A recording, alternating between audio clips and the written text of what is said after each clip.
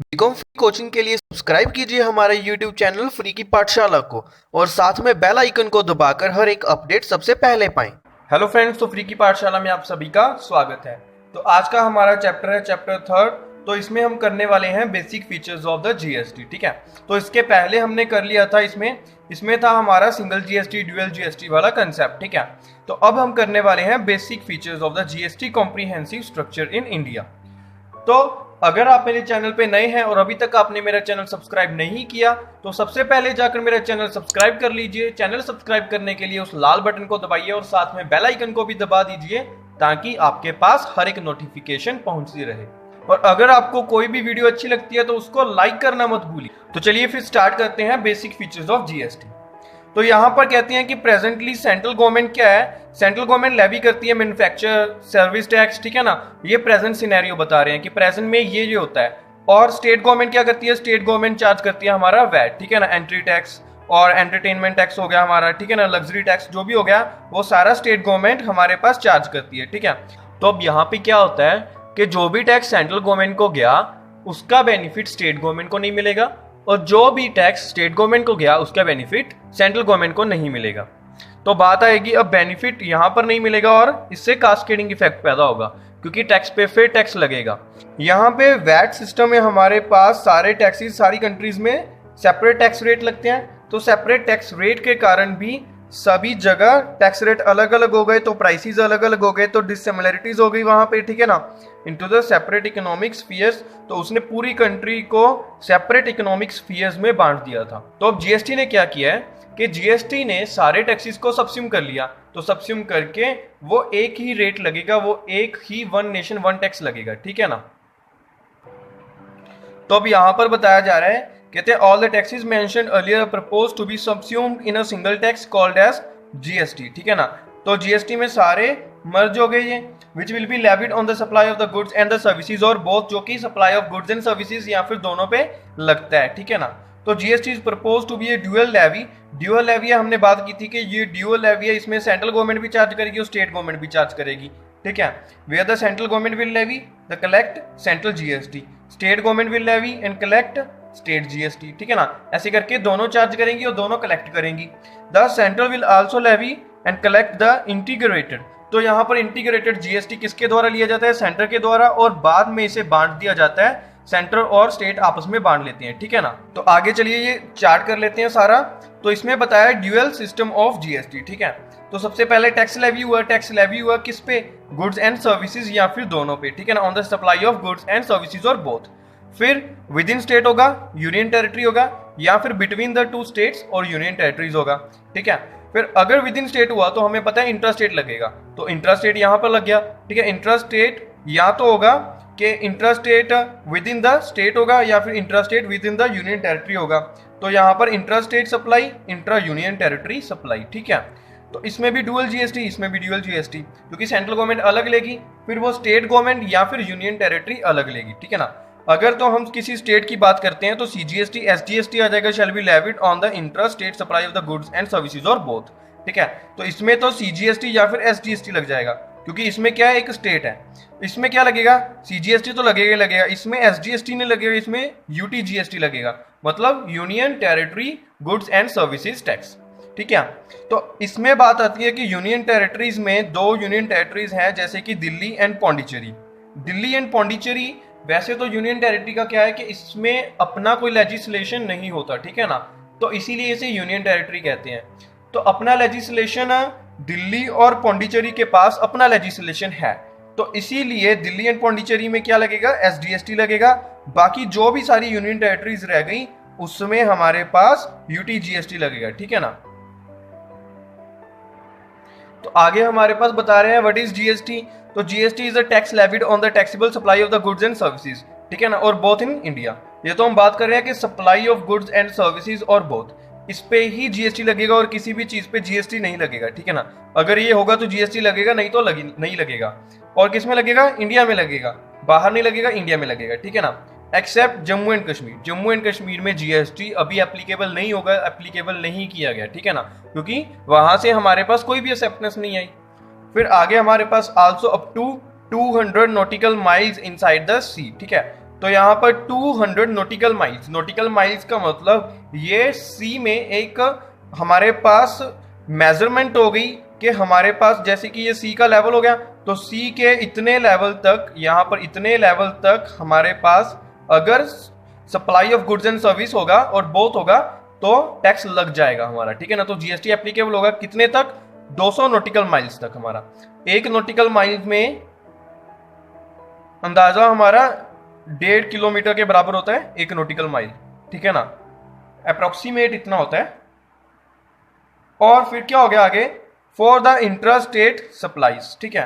तो intra state supplies within the state और the union territory, यहां पर central GST CGST will be payable to the central government, SGST और the union territory UTGST will be payable to the state government और the union territory as the case may be, ठीक है ना, as applicable. Area of the 12 nautical miles inside the C is a part of the state और the union territory which is nearest, ठीक है ना।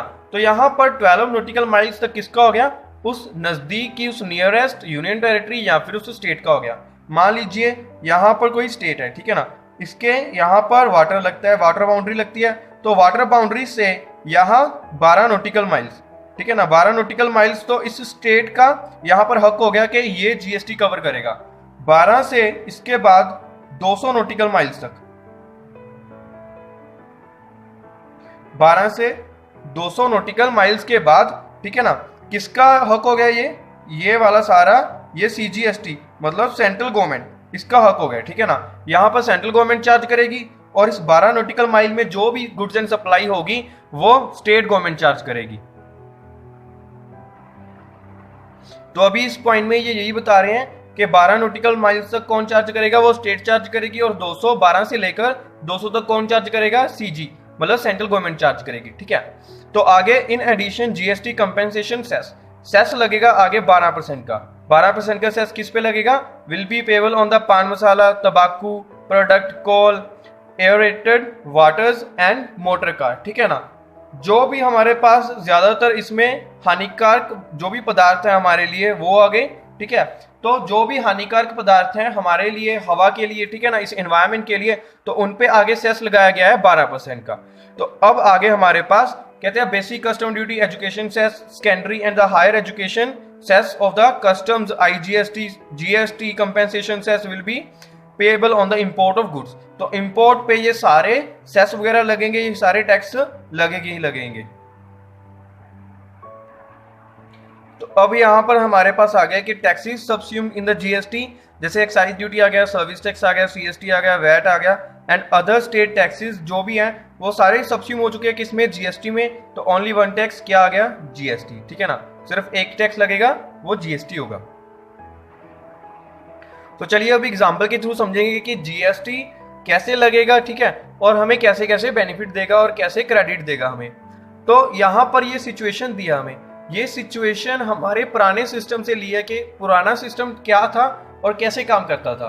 तो यहाँ पर बता रहे हैं कि एक कोई भी प्रोडक्ट मैन्युफैक्चरर ने बनाया, कोई भी प्रोडक्ट, उसका कॉस्ट प्राइस कितनी है 100, उसने 100 पे अपना प्रॉफिट ऐड किया 10 रुपीज का, ठीक है, उस पे एक्साइज ड्यूटी लगी, उस पे क्या लगेगा, एक्साइज ड्यूटी लगेगी। जैसे यहाँ पर 100 + 10 कितना हो गया, 110 हो गया।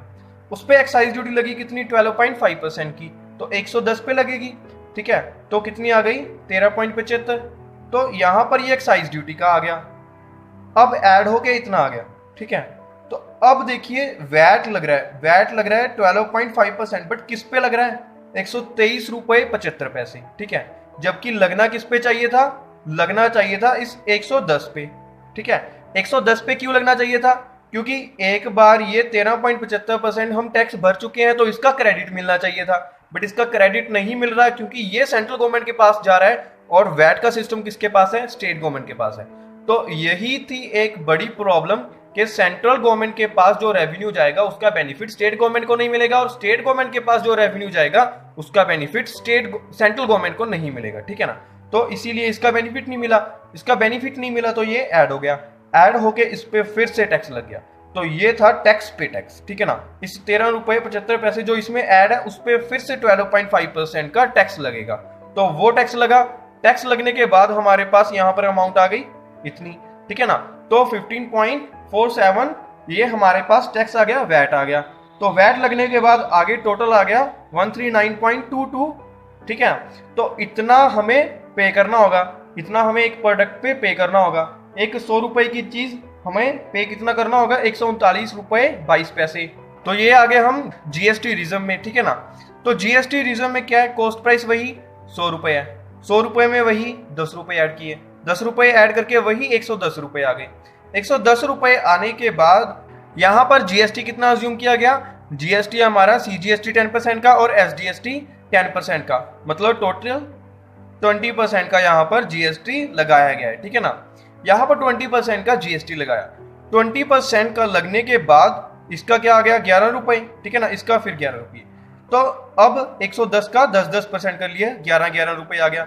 ये सेंट्रल गवर्नमेंट को चला जाएगा और ये 11 रुपए स्टेट गवर्नमेंट को चले जाएंगे, ठीक है। दोनों लगने के बाद टोटल टैक्स हमारा कितना लग गया, यहाँ पर 22 का टोटल टैक्स लग गया हमारा। ऐड होने के बाद 132 आ गया। 132 क्या है हमारा, ये हमारा टोटल सेल प्राइस आ गया कि इतना हम पे करेंगे, ठीक है ना। तो पुराने वाले में कितना पे कर रहे थे, करीब करीब 139, ठीक है ना। तो 140 के करीब 139 लगा लो चाहे, तो इतना हम पे कर रहे थे, यहाँ पर 132 पे कर रहे हैं। तो आप रेट का डिफरेंस देख सकते हो कि टैक्स किस में लगा, किस में ज्यादा लगा, ठीक है ना। तो जीएसटी में यहाँ पर हमें कम पे करना पड़ा है, बट वैट में हमें ज्यादा पे करना पड़ रहा था। तो यहाँ पर हमारे पास केस 2 आ गया। केस 2 में हमारे पास यहाँ पर बात होगी इंटरस्टेट की, ठीक है ना।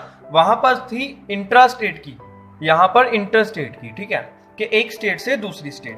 तो यहाँ भी हमारे पास कॉस्ट प्राइस कितना 100 का, यहाँ पर प्रॉफिट कितना ऐड किया 10 रुपए का, तो यहाँ पर टोटल 110 हो गया।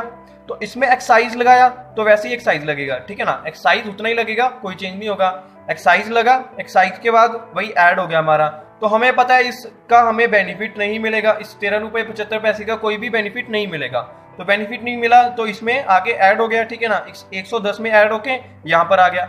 इस पे अब सीएसटी लगेगा, क्योंकि एक स्टेट से दूसरी स्टेट जब भी जाता है तो वैट नहीं लगता, सीएसटी लगता है। तो इस पे सीएसटी लगेगा, तो सीएसटी लगा 2% का, तो 2% का सीएसटी और कितना आ गया यहाँ पे 2.475, ठीक है। अब मैं बता दूं कि ये 2.475 जो ये टैक्स लगा है हमारा, जो ये सीएसटी लगा है, हमें इसका भी बेनिफिट नहीं मिलेगा, ठीक है। क्योंकि क्या है कि सीएसटी क्या है, सीएसटी जैसे कि हमारे पास ये है पंजाब, ये है हमारा हरियाणा, ठीक है। तो पंजाब से हरियाणा कोई गुड्स गई तो पंजाब की गवर्नमेंट को क्या पे करना पड़ेगा, सीएसटी पे करना पड़ेगा। पंजाब की गवर्नमेंट के पास चला गया सीएसटी, अब गुड्स चली गई हरियाणा में, तो हरियाणा वाली गवर्नमेंट उसका बेनिफिट नहीं देगी, वो कहेगी कि पहले टैक्स किसको गया, पहले सीएसटी किसको गया, पंजाब की गवर्नमेंट को, तो मैं इसका बेनिफिट क्यों दूं, ठीक है ना। तो इसमें दोनों स्टेट्स भी अलग अलग हो गई, तो इसलिए बेनिफिट नहीं दे रही। तो यहाँ पर सीएसटी का भी हमें कोई बेनिफिट नहीं मिलेगा, तो इसका भी कोई बेनिफिट नहीं, इसका भी कोई बेनिफिट नहीं मिलेगा, ठीक है ना।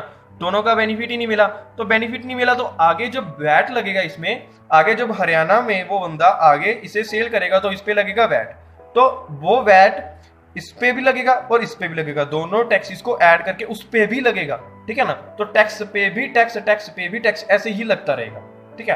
तो इससे क्या होगा कि रेट इंक्रीज होता रहेगा और सेल प्राइस ऑटोमेटिकली इंक्रीज होता रहेगा। तो यहीं पे आ गया हमारा ये जीएसटी रिज्म। तो जीएसटी रिज्म में वही 100 लगा, 10 लगा, ठीक है ना, ये 110 आ गया, तो 20% आईजीएसटी लग गया हमारा। आईजीएसटी क्यों लगा, क्योंकि जब भी एक स्टेट से दूसरी स्टेट जाता है तो सीजीएसटी प्लस एसडीएसटी दोनों को मिलाकर आईजीएसटी बन जाता है और आईजीएसटी हमारे पर अप्लाई किया जाता है। यहाँ पर सीजीएसटी 10% का था प्लस एसडीएसटी भी 10% का था, तो टोटल होगा हमारा 20%, तो इसलिए यहाँ पर 20% लगा है, ठीक है। तो 20% ऑफ 110, तो यहाँ पर 22 लग गया, तो 22 लगने के बाद ये 132 आ गया। तो अब यहाँ पर बता दें कि ये इस 22 जो टैक्स हमने भरा है इसका बेनिफिट भी मिलेगा, ठीक है। इस 22 का पूरा बेनिफिट भी नहीं मिलेगा।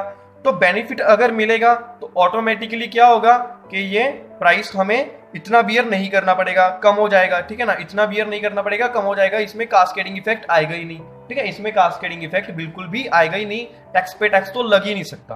तो ऑटोमेटिकली क्या होगा कि हमारी सेल प्राइस आगे जाके कम हो जाएगी, ठीक है ना। उस वैट वाले सिस्टम में आगे जाके हमारे पास जब वैट लगेगा तो सेल प्राइस इंक्रीज हो जाएगी, बट इसमें क्या होगा कि सेल प्राइस इंक्रीज नहीं होगी, सेल प्राइस उतनी ही रहेगी, ठीक है, ज्यादा उसमें चेंज नहीं आएगा। जो प्रॉफिट मार्जिन होगा, प्रॉफिट मार्जिन ये ऐड होगा, टैक्स नहीं ऐड होगा, तो हमारा ऑटोमेटिकली सेल प्राइस कम होगा। तो जो मैं आपको बताना चाहता हूँ वो है केस थर्ड, ठीक है ना। केस थर्ड में ये हमारा पुराना सिस्टम आ गया कि पुराने सिस्टम में कैसे लगता था। यहाँ पर सबसे पहले कॉस्ट प्राइस वही 80 की, 20 का हमने क्या किया, प्रॉफिट मार्जिन, ठीक है ना, प्रॉफिट ऐड कर दिया, तो टोटल यहाँ पर वैल्यू आ गई हमारे पास 100। इस 100 पे ये 12.5% क्या लगा, एक्साइज ड्यूटी लगी, तो एक्साइज लग के यहाँ पर ये ऐड हो गया हमारे पास, तो दोनों को ऐड करके यहाँ पर 112.5 आ गया हमारे पास, ठीक है ना। तो इस 112.5 में क्या ऐड है, इसमें एक्साइज ड्यूटी ऐड है जिसका हमें बेनिफिट नहीं मिलेगा, ठीक है, बेनिफिट नहीं मिलेगा तो इसमें ऐड हो जाएगा, ऐड होकर यहाँ पर 2% लग गया, 2% लग के इधर 2.25 आ गया, ठीक है। तो अब इसका भी कोई बेनिफिट नहीं मिलेगा, इसका भी बेनिफिट नहीं मिलेगा, तो आगे ऐड कर दो प्रॉफिट ऑफ द रिटेलर, ठीक है ना। तो उसने अपना प्रॉफिट वगैरह उसने ऐड कर दिया, ठीक है ना। ऐड करने के बाद अब वैल्यू आ गई हमारी 130 की, ठीक है, क्योंकि प्रॉफिट तो ऐड करेगा ही करेगा, तो 130 की वैल्यू आ गई हमारी, ठीक है। तो 130 की वैल्यू क्या है इस पे अब, ठीक है ना। इसमें क्या है, इसमें एक्साइज ड्यूटी भी है, इसमें एक्साइज ड्यूटी भी बीच ऐड है, और इसमें हमारा CST भी बीच ऐड है, ठीक है ना। ये दोनों चीजें बीच ऐड है इसमें। तो ऐड होने का मतलब क्या है कि जब इस 130 पे 12.5% वैट लगाएंगे तो ये वैट सिर्फ उस वैल्यू पे नहीं लग रहा, वो दोनों टैक्सेस पे भी लग रहा है, ठीक है ना। एक्साइज ड्यूटी पे भी लग रहा है और इस CST पे भी लग रहा है, तो इसमें टैक्स के ऊपर टैक्स हो गया, तो ये कास्केडिंग इफेक्ट हो गया। तो इसमें हमारा टैक्स आया 16.25% का, 16.25 का, ठीक है। तो 16.25 का हमारा टैक्स आ गया, तो हमारा सेलिंग प्राइस बन गया 146.25, ठीक है ना। तो इतने रुपए हमें भरने होंगे, फिर वो प्रोडक्ट हमें मिलेगा। तो देख लीजिए ये 80 का प्रोडक्ट हमें 146 में पड़ेगा। तो अब ये आ गया हमारा GST रीजन, ठीक है ना। तो GST रीजन में क्या है, वही वैल्यू 80 में प्रॉफिट ऐड किया 20, तो टोटल हो गया हमारा 100 पे हमने क्या किया, IGST लगा दिया, क्योंकि एक स्टेट से दूसरी स्टेट तो IGST लगेगा, IGST लगा 20 का, तो 20 का IGST लगने के बाद 120 हो गया हमारा। 120 के बाद अब यहाँ पर जो 20 इस 120 में ऐड है उसका हमें बेनिफिट मिलेगा, तो बेनिफिट मिलेगा तो उसे कंसीडर नहीं करेंगे, ठीक है ना। तो इस 20 को निकाल दिया और यहाँ पर सिर्फ कंसीडर किया हमने 100, ठीक है ना, कि 100 ही उसकी वैल्यू है। तो 100 पे क्या किया उसने, अपना प्रॉफिट ऐड कर दिया कि मैं इतना प्रॉफिट भी लूंगा। प्रॉफिट लेने के बाद जब वो अपनी मार्केट में बेचता है तो वहां पे लगता था वैट, यहाँ पर लगेगा CGST प्लस SGST, तो CGST 10% का, SGST 10% का, ठीक है ना। तो 11 रुपए 33 पैसे, यहाँ पर भी 11 रुपए 33 पैसे, तो दोनों लग के हमारे पास टोटल वैल्यू आ गई इतनी, ठीक है। तो टोटल वैल्यू अब इतनी आ जाएगी, तो इतना चार्ज किया जाएगा। तो यहाँ पर सेलिंग प्राइस कितना आ गया, 135, ठीक है ना। तो 135 का यहाँ पर सेलिंग प्राइस आ गया, और वहां पर सेलिंग प्राइस था इतना, ठीक है ना। तो आप अपने आप फर्क देख सकते हैं कि वहां पर 146.25 का था और यहाँ पर 135.95 का है, ठीक है ना। तो इस तरह GST के आने से इतना फर्क पड़ गया कि कास्केडिंग इफेक्ट नहीं होता, तो कास्केडिंग इफेक्ट ना होने से इसका सेल प्राइस ऑटोमेटिकली डिक्रीज हो जाएगा।